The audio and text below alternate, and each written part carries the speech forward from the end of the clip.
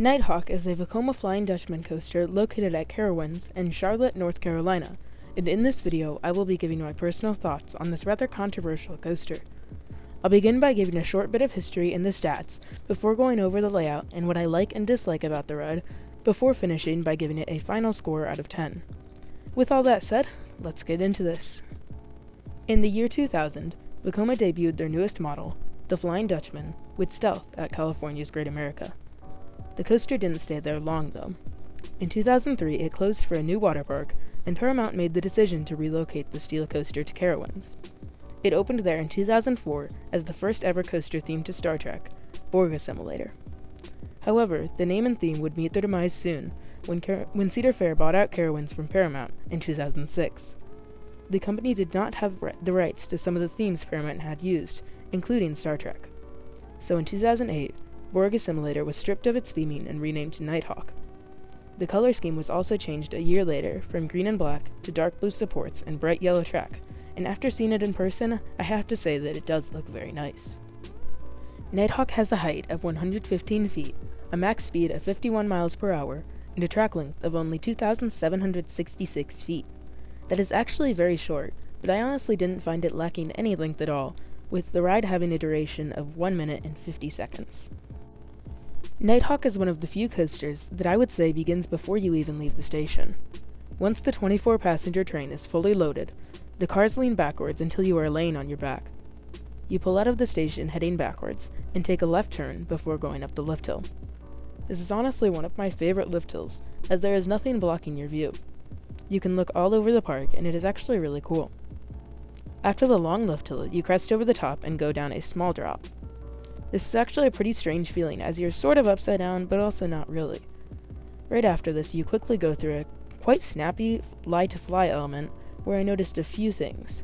1, this coaster is extremely rough, and I mean really, really ridiculously rough. 2, I didn't mind the roughness. 3, what the heck, this coaster has airtime. Yes, you heard that right, you actually get airtime on Nighthawk. As you are banking, you feel yourself getting pushed to the side, and it really is the strangest feeling I have ever experienced on a coaster, but I actually really liked it. So after this surprising moment, you turn left and begin going down into the drop. This drop is pretty weak, at first. At the bottom, however, you start feeling very strong positives, which was yet another thing that really surprised me. Keeping the intensity, you go up and into a sharp overbank turn. You get whipped over the top, and it doesn't give airtime like the lie-to-fly, but it's still a good element. You then go back down and feel more positives before the first fly-to-lie. This is another transition with a pop of the strange airtime feeling, and it might even be stronger than the first. It leads you into one of the most common elements out there, a vertical loop. However, this one is different from most, as you are on your stomach at the top. It wasn't as intense as I expected due to it going rather slow through the element, but it is still pretty fun. After this, you hit another lie-to-fly. This one doesn't have airtime like the first one, but it is still very fun to go through, and it's still a pretty cool feeling. It takes you into a very shallow valley with no chance of being intense, before one final fly-to-lie. It isn't taken as fast as the others, so unfortunately it doesn't have the airtime feeling, but it also leads you into what I believe is the worst part of the ride, and the only one that I would call bad. This is the corkscrews. They are just as rough as the rest of the layout, but these are also jerky, especially the first one. You twist up, and I started to think it wasn't that bad, but then we hit the top where it jerks you hard. Basically, the best way to describe it is that this is very much so an oof moment. The valley between the corkscrews isn't bad at all, but then you twist back up again into the second. It isn't quite as bad as the first, but it is still very jerky. The ride then finishes with a slow and meandering turn into the brake run, where you will probably have to sit for a while due to the awful dispatch times of the Nighthawk team. Nighthawk has interesting restraints. You first get your lap bar pushed down into you, and you realize that there is only a small peg to hold on to.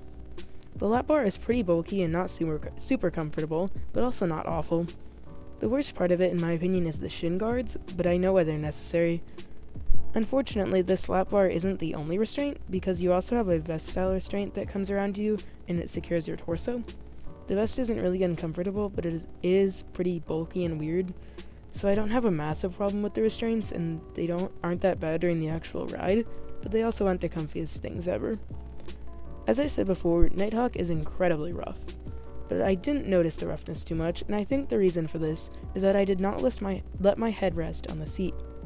If you keep it up and steady, there is no head banging or head pain at all. Nighthawk is completely void of theming, but it does have a nice and pretty location. Most of the ride is over water, leading to some great and pretty near-miss elements. Overall, I actually really enjoyed this coaster. Sure, it has some flaws, but all coasters do. So for me, the intensity combined with the airtime and near-miss elements lead me to give Nighthawk a higher rating than most do, with an 8.25 out of 10.